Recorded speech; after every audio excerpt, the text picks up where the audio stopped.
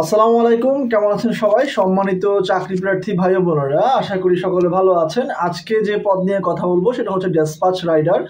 তো ইতিমধ্যে আপনারা যারা আমার চ্যানেলে সাবস্ক্রাইব করেছেন তাদেরকে ধন্যবাদ। আর আমি আসলে কোনো প্রফেশনাল ভিডিওগ্রাফার না, আমি শুধুমাত্র আপনাদেরকে সরকারি চাকরির কিছু পদ পদবি বা এই এই সব চাকরিতে আপনি কি ধরনের সুযোগ সুবিধা পাবেন সেগুলো নিয়ে কথা বলি। ভুল ত্রুটি নিজ গুণে ক্ষমা করবেন। আমিও যখন সরকারি চাকরির জন্য আবেদন করতাম, বিভিন্ন প্রতিষ্ঠানে পরীক্ষা দিতাম, তখন আসলে কনফিউজ থাকতাম যে আসলে চাকরিটা কি সরকারি, রাজস্ব খাত, নাকি কয়দিন পর চাকরি চলে যাবে, আমার আসলে দায়িত্বটা কি থাকবে। তো আজকে আমি যে পদটা নিয়ে কথা বলবো সেটা হচ্ছে ডেসপাচ রাইডার। এই ডেসপাচ রাইডার যারা হবেন তাদের দায়িত্ব কি, পদোন্নতি সিস্টেম কেমন, এবং এই ডেসপাচ রাইডাররা আসলে কি ধরনের কাজ করে থাকেন সেটা নিয়ে আজকের এই ভিডিও। তো প্রথমত ডেসপাচ রাইডারে আমি এই যাবৎকালে যতগুলো সার্কুলার দেখেছি, বেশিরভাগ সার্কুলারে ডেসপাচ রাইডার ছিল 18 বা 19 গ্রেড। আমি কিছুদিন আগে সুরক্ষা সেবা বিভাগ বা স্বরাষ্ট্র মন্ত্রণালয়ের ডেসপাচ রাইডার হিসেবে নিয়োগ ছিল প্রায় 20 জনের মতো, সেখানে 19তম গ্রেডে নিয়োগ ছিল। আবার যানবাহন অধিদপ্তরে হয়তো বা ডেসপাচ রাইডারের গ্রেড ছিল খুব সম্ভবত 18।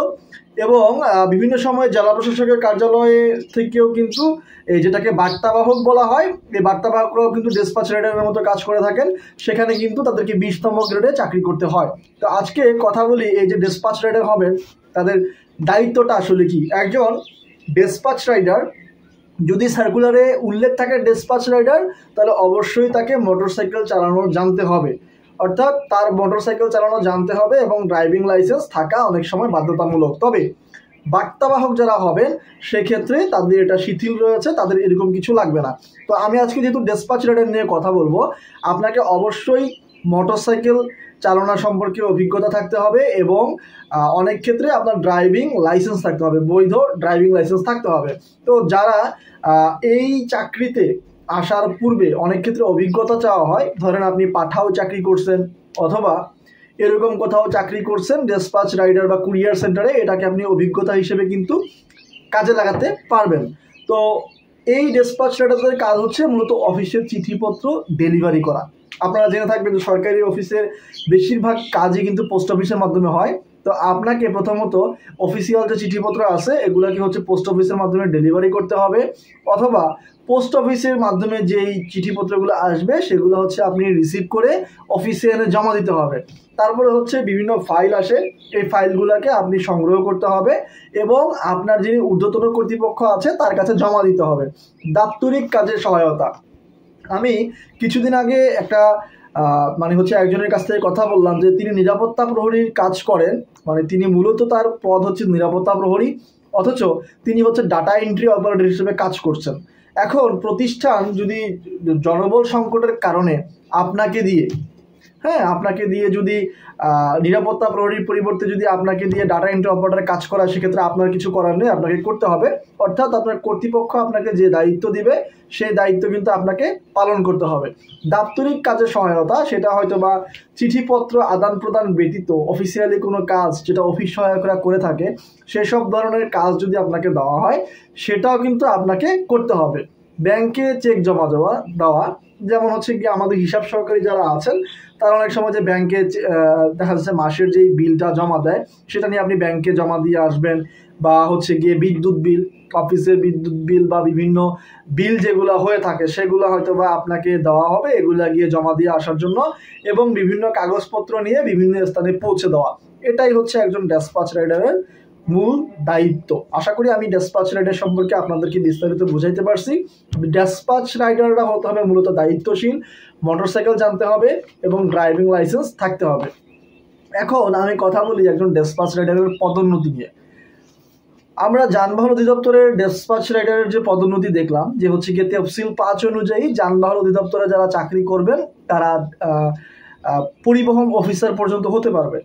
অর্থাৎ আপনি যদি ডেসপাচ রাইডার হিসেবে যোগদান করেন, আপনি যদি 6 বছর চাকরি করেন, সেক্ষেত্রে আপনার কোটা খালি থাকার সাপেক্ষে এবং আপনার যোগ্যতা অনুযায়ী আপনাকে কম্পিউটার অপারেটর, তারপরে হয়তো বা উচ্চমান সহকারী, এরপরে হয়তো আপনাকে পরিবহন অফিসার পর্যন্ত কিন্তু করতে পারে। এখন এক এক মন্ত্রণালয়ের এক এক সিস্টেম।